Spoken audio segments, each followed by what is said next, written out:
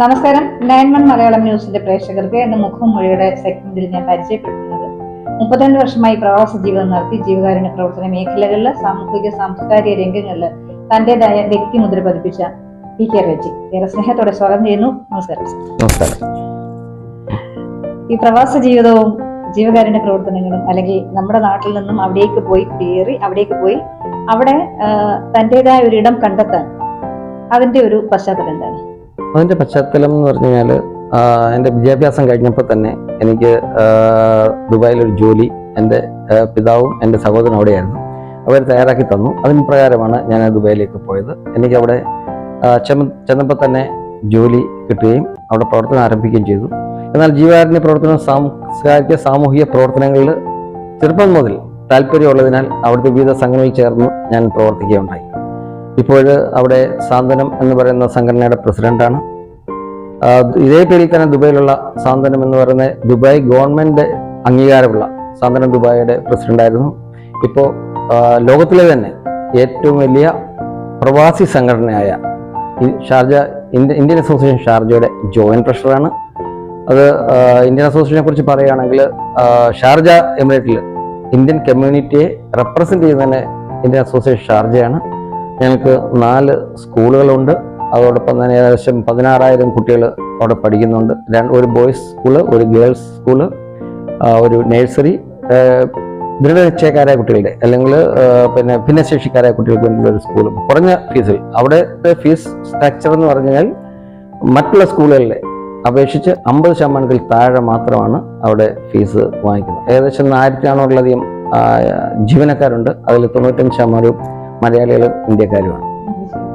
നമുക്ക് ഇൻബോൺ ആയിട്ട് കിട്ടേണ്ട ചില ഗുണങ്ങളാണ് ഇത്തരം സാമൂഹിക മേഖലകളിൽ പ്രവർത്തിക്കണം എന്നുള്ളത്. അതിലുപരി ഭിന്നശേഷി കുട്ടികളുടെ കാര്യങ്ങളിൽ നമ്മൾ കുറെ കൂടെ അഡ്വാൻസ്ഡ് ആകാന്ന് പറഞ്ഞാൽ അത് ശരിക്കും ഒരു ജീവകാരുണ്യ പ്രവർത്തനം തന്നെയാണ്. തീർച്ചയായിട്ടും ആ ഒരു മേഖലയിലേക്ക് തിരിയാനുള്ള സാഹചര്യം ആ മേഖല അതൊരു യാദൃച്ഛികമായിട്ട് സംഭവിച്ചതാണ്. കാരണം ഒരിക്കലും സമൂഹത്തിൽ കാണപ്പെടാതിരുന്ന ഒരു വിഭാഗമായിരുന്നു നമ്മുടെ ഭിന്നശേഷിക്കാരായ കുട്ടികളും അവരുടെ പേരൻസും. അപ്പോൾ ഞാൻ മുമ്പ് പറഞ്ഞതുപോലെ പല സംഘടനകളിലും എൻ്റെ ഒഴിവ് സമയങ്ങളിൽ കൂടുതൽ സമയവും സംഘടനാ പ്രവർത്തനമാണ്. കാരണം എന്ന് വെച്ച് കഴിഞ്ഞാൽ ഇവിടെ ആണെങ്കിൽ നമുക്ക് ഒരുപാട് അതർ ആക്ടിവിറ്റീസ്, മറ്റു കാര്യങ്ങളൊക്കെ, ഒരു കൃഷി ചെയ്യാനും മറ്റു കാര്യങ്ങളൊക്കെ ചെയ്യാനും അവിടെ നമുക്ക് മറ്റ് സമയം ചെലവഴിക്കാൻ മറ്റ് മാർഗങ്ങളൊന്നുമില്ല. അപ്പം ഞാൻ തിരഞ്ഞെടുത്തത് സംഘടനാ പ്രവർത്തനവും ജീവകാരുണ്യ പ്രവർത്തനവും സാംസ്കാരിക പ്രവർത്തനവും. അപ്പം ഞങ്ങളുടെ ഒരു സംഘടനയുണ്ട്, ടീം ഇന്ത്യ എന്ന് പറയും. അത് ഷാർജ ആസ്ഥാനമായിട്ട് പ്രവർത്തിക്കുന്നതാണ്. ആ ടീം ഇന്ത്യ എന്ന സംഘടനയിൽ ഒരു അംഗമുണ്ട്. അദ്ദേഹത്തിൻ്റെ പേര് ഇസ്മായിൽ റാവുത്തർ എന്നാണ്. അദ്ദേഹത്തിൻ്റെ വീട് റാന്നിയാണ്. അപ്പോൾ അദ്ദേഹത്തിൻ്റെ ഒരു മകനുണ്ട്. അപ്പോൾ ഞങ്ങളൊരു ദിവസം ഇതിൻ്റെ എക്സിക്യൂട്ടീവ് കൂടിക്കൊണ്ടിരിക്കുമ്പോൾ, ഞാൻ അതിൻ്റെ ജനറൽ സെക്രട്ടറിയാണ്. എക്സിക്യൂട്ടീവ് കൂടിക്കൊണ്ടിരിക്കുമ്പം അദ്ദേഹം വന്നത് ഈ കുട്ടിയായിട്ടാണ്, മകനുമായിട്ടാണ്. അന്നേരമാണ് ഇങ്ങനെയുള്ള കുട്ടികൾ ധാരാളം ഉണ്ട് എന്ന് നമുക്ക് മനസ്സിലാകുന്നത്. ഒരു 13 വർഷമായി ആ സംഘടന രൂപീകരിച്ചിട്ട്. അപ്പോൾ ഞങ്ങൾ ഇതിനെക്കുറിച്ചൊരു അന്വേഷണം, കാരണം ഇങ്ങനെയുള്ള കുട്ടികളെ ശരിക്കും പറഞ്ഞാൽ ഞാൻ അധികം ഇടപഴകിയിട്ടില്ല. പക്ഷേ എൻ്റെ സുഹൃത്ത് ഇസ്മായിലിൻ്റെ മകനുമായിട്ട് കാര്യം ഞങ്ങൾ ഈ സംഘടന വന്നതിന് ശേഷം ഞങ്ങൾ വളരെ അടുക്കുന്നത്. അപ്പം എനിക്ക് മനസ്സിലായ ആ ഒരു കുടുംബം, ഇങ്ങനെയുള്ള ഭിന്നശേഷിക്കാരനായ ഒരു കാര്യായോ ആ ഒരു കുട്ടി ഉണ്ടെങ്കിൽ ആ കുടുംബം അനുഭവിക്കുന്ന വേദന എത്രമാണ് എന്ന് ഞങ്ങൾക്ക് മനസ്സിലായി. അപ്പം ഞങ്ങൾ അന്നൊരു തീരുമാനം എടുത്തു, UAE-ൽ ഇങ്ങനെയുള്ള കുട്ടികളുള്ള കുടുംബങ്ങളെ ഒന്നിപ്പിക്കുക, അവർക്ക് വേണ്ട സെമിനാറുകളും പിക്നിക്കുകളും ഒക്കെ നടത്തുക എന്നുള്ളതായിരുന്നു.